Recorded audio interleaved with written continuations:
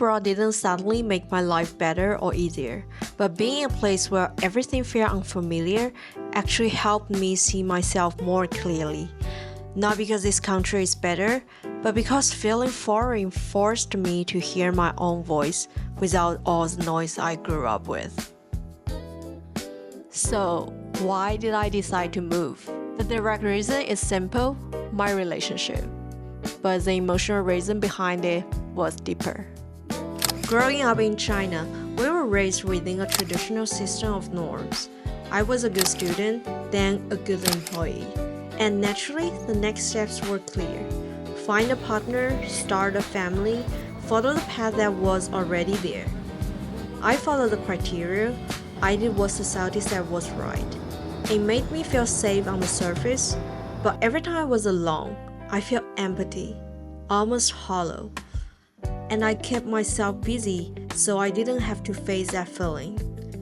Over time, I realized I had spent so much of my life trying to meet expectations, but I never asked myself who I wanted to be. So, in this book, The Courage to be Disliked, there are two concepts that really hit me: vertical relationship and horizontal relationships. Looking back in my first 30 years, I lived mostly in vertical relationships, always hoping to be accepted, approved, and also recognized. In this book, it also says, if the common sense of your current community doesn't fit you, you don't have to force yourself to stay. You can step into a bigger community that gives you more space to grow. And that's the reason why I moved, to finally hear my own voice. Over the past 4 months, I've been reflecting how moving abroad has changed the way I think. And here I want to share those reflections with you. One of the biggest changes was cultural awareness. When you grow up in one culture, your beliefs feel totally normal, and you don't really question them.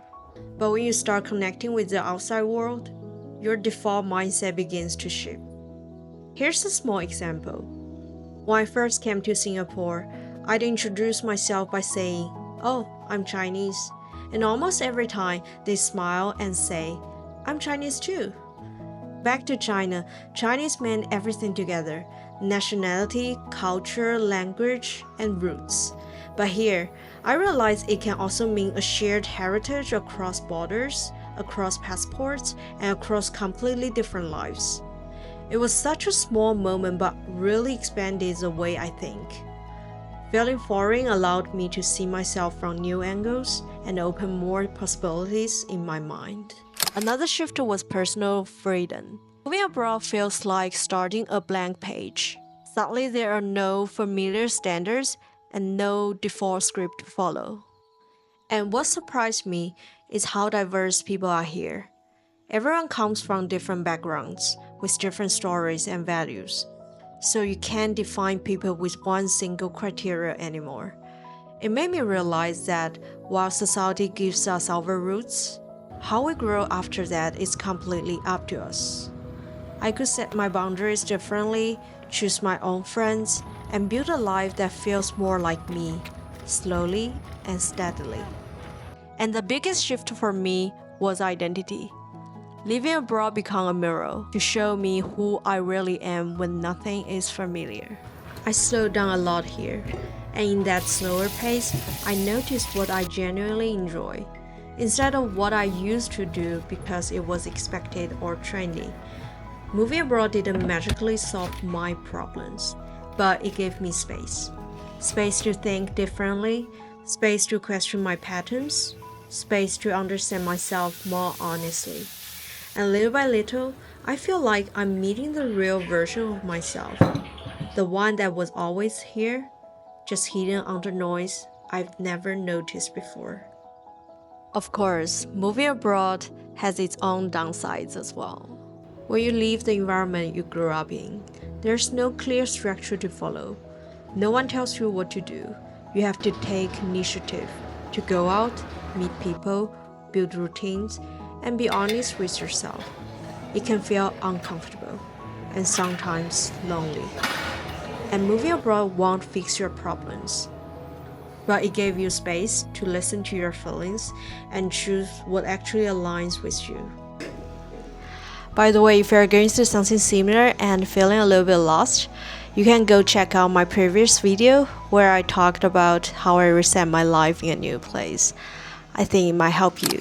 Looking back, one of the biggest things I've been learning is how to think more independently.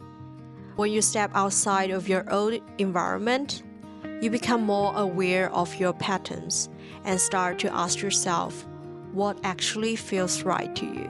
I've also become more open to new people, new ideas, and new possibilities that how life can look. I feel like I'm getting closer to the version of myself that feels grounded and honest. So this is a reflection on my first 4 months in Singapore. I'm still learning and figuring things out. Maybe in 1 year, I will have totally different views. You never know. Singapore might not be my final stop, but I'm learning to trust the process more. Moving abroad worked for me, but it's not the only way to grow. There are always more solutions than problems. Even a small change, a trip, or simply give yourself some space to think can open something new inside you. Thank you for spending the moment with me. And if you like this video, please like and also subscribe my channel. I'll see you in the next video.